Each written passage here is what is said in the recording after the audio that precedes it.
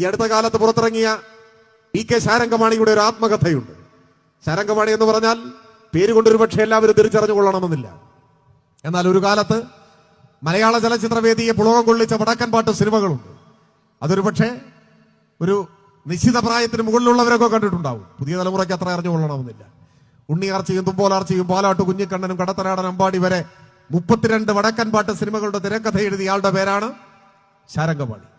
ഒന്നുകൂടി കൃത്യമായി മനസ്സിലാകണമെങ്കിൽ ഇന്നും നമ്മുടെ വേദികളിൽ കടലിരമ്പമായി മുഴങ്ങുന്ന ആവേശത്തിന്റെ സാന്നിധ്യം വിപ്ലവ ഗായിക PK മേദിനി റെഡ് സല്യൂട്ട് എന്ന് ആരംഭിക്കുന്ന അനശ്വര വിപ്ലവഗാനത്തിന് മാസ്മരിക ശബ്ദം നൽകിയ അനുഗ്രഹീതയായ ഗായിക, ആ PK മേദിനിയുടെ സഹോദരനാണ് PK ശാരംഗമാണി.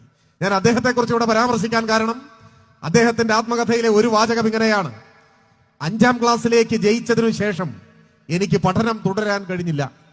അതിന്റെ കാരണം അദ്ദേഹം പറയുന്നു, അക്കാലത്ത് 5ാം ക്ലാസ്സിലേക്ക് ജയിച്ചു കഴിഞ്ഞാൽ മാസം 2 രൂപ വീതം ഫീസ് കൊടുക്കണമായിരുന്നു. മാസം 2 രൂപ ഫീസ് കൊടുക്കാനുള്ള ശേഷി അന്ന് ചുരുക്കം കുടുംബങ്ങൾക്കേ ഉണ്ടായിരുന്നുള്ളൂ. അതുകൊണ്ട് പഠനം തുടരാൻ കഴിഞ്ഞില്ല. അന്നത്തെ 2 രൂപയാണ്. അത് ഇന്നത്തെ എത്ര ആയിരം രൂപയായിരിക്കും നമുക്ക് സങ്കല്പിക്കാൻ പ്രയാസമാണ്.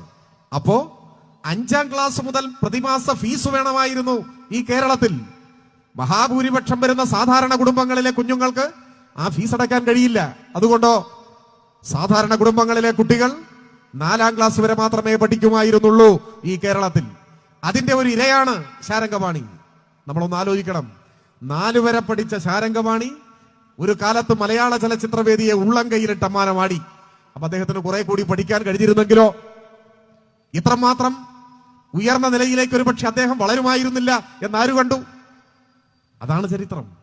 ആ ഒരു ചരിത്രമുള്ള ഈ കേരളത്തിൽ 1957 EMS ഗവൺമെന്റ് അധികാരത്തിൽ വന്നപ്പോഴാണ് വിദ്യാഭ്യാസ വകുപ്പ് കൈകാര്യം ചെയ്ത, നമ്മുടെ നാട് ആദരവോടുകൂടി കാണുന്ന പ്രശസ്തനായ നിരൂപകൻ കൂടിയായിരുന്ന ജോസഫ് മുണ്ടശ്ശേരി, അദ്ദേഹമായിരുന്നു വിദ്യാഭ്യാസ മന്ത്രി. ആ ഗവൺമെന്റാണ് 7ാം തരം വരെ ഫീസ് അടയ്ക്കേണ്ടതില്ല എന്ന ചരിത്രപരമായ തീരുമാനം കൈക്കൊണ്ടത്. ആ തീരുമാനത്തിന്റെ പിൻബലത്തിലാണ് കേരളത്തിലെ ലക്ഷക്കണക്കിന് വരുന്ന കുടുംബങ്ങളിലെ കുഞ്ഞുങ്ങൾ 5ാം തരത്തിലേക്ക് പോകാൻ തുടങ്ങി, 6ലേക്ക് ജയിച്ചു, 7ൽ പഠിക്കാൻ തുടങ്ങി. അപ്പോഴേക്ക് ഗവൺമെന്റിനെ പിരിച്ചുവിട്ടു. 1989 വിമോചന സമരം. പിന്നെ ഒരു ദശാബ്ദം കഴിഞ്ഞു. 67 വീണ്ടും EMS മുഖ്യമന്ത്രിയായി. വീണ്ടും കമ്മ്യൂണിസ്റ്റ് പാർട്ടി നിയന്ത്രിക്കുന്ന ഗവൺമെന്റ് വന്നു.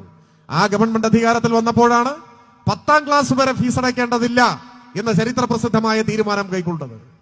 കേരളത്തിലെ സാധാരണ കുടുംബത്തിൽപ്പെട്ട ഒരു കുട്ടി ചരിത്രത്തിൽ ആദ്യമായി 10ാം ക്ലാസ് പാസ്സായത് 67 EMS ഗവൺമെന്റിന്റെ ചരിത്രത്തിൽ ഇടം പിടിച്ച ഈ തീരുമാനത്തിന്റെ ഭാഗമായാണ് നമ്മുടെ നാടിന്റെ വിദ്യാഭ്യാസ പുരോഗതി. അതുകൊണ്ടോ ഒരുപാട് കുട്ടികൾ സ്കൂൾ വിദ്യാഭ്യാസം പൂർത്തിയാക്കി, അവർ തുടർന്ന് പഠിച്ചു. അങ്ങനെ കേരളത്തിലെ ഗ്രാമപ്രദേശങ്ങളിലെ തൊഴിലാളിയുടെ വീട്ടിൽ നിന്ന്, സാധാരണക്കാരന്റെ വീട്ടിൽ നിന്ന്, കർഷക തൊഴിലാളിയുടെ വീട്ടിൽ നിന്നൊക്കെ ഉന്നത വിദ്യാഭ്യാസം നേടിയ കുട്ടികളുണ്ടായി. അവർ മത്സര പരീക്ഷകൾ എഴുതി പാസ്സായി. അവരിൽ ചിലർ അധ്യാപകരായി, കുറച്ചുപേർ ഡോക്ടർമാരായി, എഞ്ചിനീയർമാരായി, ചില ആളുകൾ കളക്ടർമാരായി, വിവിധ ഉദ്യോഗസ്ഥന്മാരായി. ഇന്ത്യയിൽ ഗ്രാമപ്രദേശങ്ങളിലെ സാധാരണ കുടുംബങ്ങളിൽ നിന്ന് അധ്യാപകരും കളക്ടറും എഞ്ചിനീയറും ഡോക്ടറും എല്ലാം ആകുന്നത് ഈ കൊച്ചു കേരളത്തിൽ മാത്രമുള്ള ഒരു അത്ഭുതമാണ് എന്ന് നിങ്ങൾ കണ്ടോളണം. ആ അത്ഭുതം യാഥാർത്ഥ്യമാക്കിയ പാർട്ടിയുടെ പേരാണ് CPIM എന്ന് ചരിത്രത്തിൽ നിന്ന് നമുക്ക് വായിച്ചെടുക്കാനാകും. ഇന്നും രാജ്യത്തിന്റെ പല ഭാഗങ്ങളിലും സ്ഥിതി എന്താണ്? എല്ലാ കുട്ടികൾക്കും സ്കൂളിൽ പോകാൻ പറ്റുന്നുണ്ട്. പോഷകാഹാരക്കുറവ് കൊണ്ട് കുഞ്ഞുങ്ങൾ മരിച്ചു വീഴുന്നില്ലേ? അമ്മമാരുടെ പോഷകാഹാരക്കുറവ് കൊണ്ട് കുഞ്ഞു ജനിക്കുമ്പോഴേ കുഞ്ഞു മരിക്കുന്നു, അമ്മ മരിക്കുന്നു.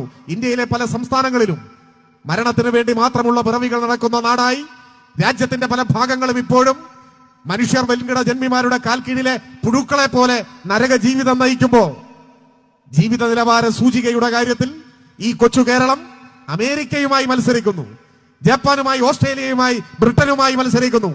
ലോകമാധ്യമങ്ങൾ, ലോകത്തിലെ സാമൂഹ്യ ശാസ്ത്രജ്ഞന്മാർ, സാമ്പത്തിക ചിന്തകന്മാർ കേരളത്തെ അത്ഭുതത്തോടുകൂടി കാണുന്നു. ഇതൊന്നൊരത്ഭുതം. ഒരു 3ാം ലോക ദരിദ്ര രാജ്യത്തിലെ ഒരു കൊച്ചു സംസ്ഥാനം ജീവിത നിലവാരത്തിന്റെ വിവിധ സൂചികകൾ വെച്ച് വികസിത മുതലാളിത്ത രാജ്യങ്ങളോട് മത്സരിക്കുന്നു. അതിന് മലയാളിയെ അതിന് പ്രാപ്തനാക്കിയത് ഈ മഹാപ്രസ്ഥാനമാണ്. നമ്മുടെ പാർട്ടി, നമ്മുടെ ഗവൺമെന്റ് കൈക്കൊണ്ട തീരുമാനങ്ങളുടെ, ഇച്ഛാശക്തിയുള്ള നിലപാടുകളുടെ ഭാഗമായി ഈ കേരളം മാറി. 80-ൽ നായനാരുടെ ഗവൺമെന്റ് അധികാരത്തിൽ വന്നപ്പോഴല്ലേ ഇന്ത്യയുടെ ചരിത്രത്തിൽ ആദ്യമായി കർഷക തൊഴിലാളിക്ക് പെൻഷൻ കൊടുക്കാൻ തീരുമാനിച്ചു. അന്ന് വരെ പെൻഷൻ എന്ന് പറഞ്ഞാൽ ആ വാക്കിന്റെ അർത്ഥം മറ്റൊന്നായിരുന്നു. സർക്കാർ ഉദ്യോഗമുള്ളവർ ഒരു നിശ്ചിത വയസ്സിൽ സർവീസിൽ നിന്ന് വിരമിക്കുമ്പോൾ പിന്നെ മരണം വരെ അവരുടെ സേവനത്തെ മതിച്ചുകൊണ്ട് സർക്കാർ ഒരു നിശ്ചിത തുക മാസം തോറും കൊടുക്കും. അതാണ് പെൻഷൻ എന്ന് വെച്ചാൽ സർക്കാർ ഉദ്യോഗസ്ഥന്റെ ഔദ്യോഗിക ജീവിതത്തിന് ശേഷം കിട്ടുന്ന വേതനമാണ് പെൻഷൻ. അതായിരുന്നു പെൻഷന്റെ അർത്ഥം.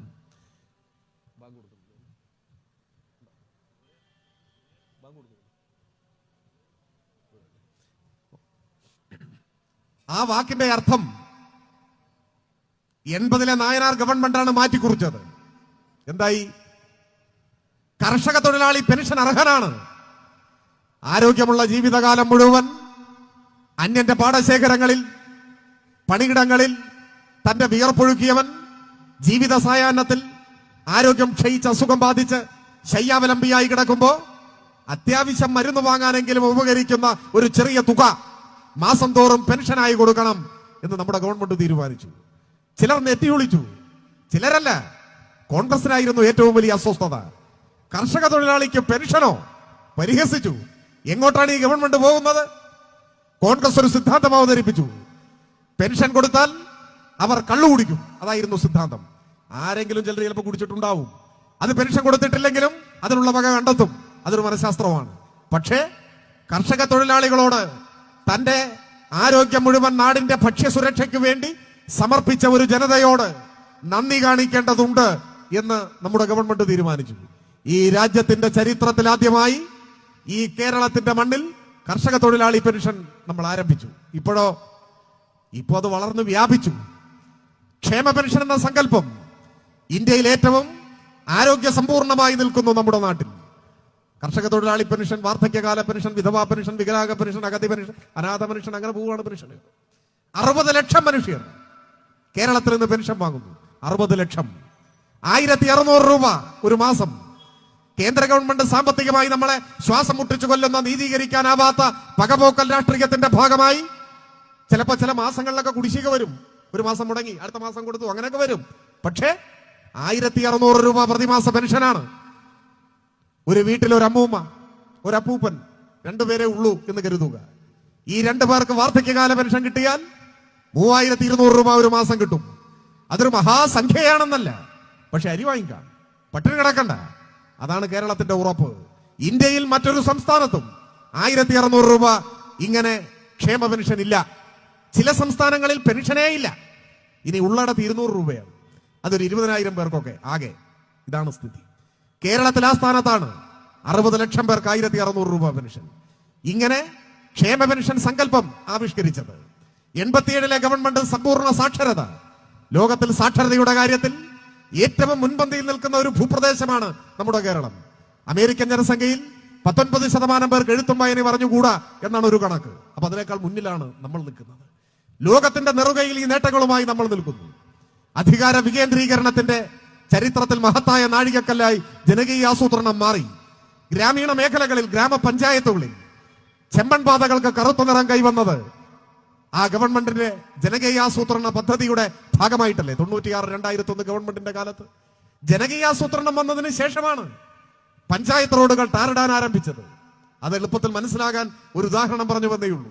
മറ്റൊട്ടേറെ അധികാര വികേന്ദ്രീകരണത്തിന്റെ ഭാഗമായ മാറ്റം നമ്മുടെ ഗ്രാമപ്രദേശങ്ങളിൽ ഉണ്ടായത് ആ ഗവൺമെന്റിന്റെ പ്രവർത്തനങ്ങളുടെ ഭാഗമായി കൈവന്നതാണ്.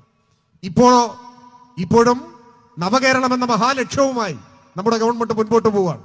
ആ കാര്യത്തെക്കുറിച്ചെല്ലാം നന്ദേട്ടൻ ഇവിടെയുണ്ട്, സംസാരിക്കും. ഞാൻ പറഞ്ഞു വന്നത്, ആധുനിക കേരളത്തിന്റെ സൃഷ്ടാക്കളായ നാം മലയാളിയെ അവന്റെ ജീവിത നിലവാരത്തിന്റെ അടിസ്ഥാനത്തിൽ ലോകത്തിന്റെ നെറുകയിലേക്ക് കൈപിടിച്ചാനയിച്ച നമ്മുടെ പാർട്ടി, നമ്മുടെ ഗവൺമെന്റ്. പക്ഷേ ആ പാർട്ടിയുടെ ജീവനെടുക്കാൻ ഉദ്ദേശിച്ചുകൊണ്ടാണ് എല്ലാ പിന്തിരിപ്പൻ പ്രതിലോമ ശക്തികളും ഇപ്പോ കൈകോർത്ത് ഒരുമിക്കുന്നു. RSSും കോൺഗ്രസും തമ്മിൽ യോജിക്കുന്നു. അത് ചരിത്രത്തിൽ പണ്ടേ ഉള്ളതാണ്.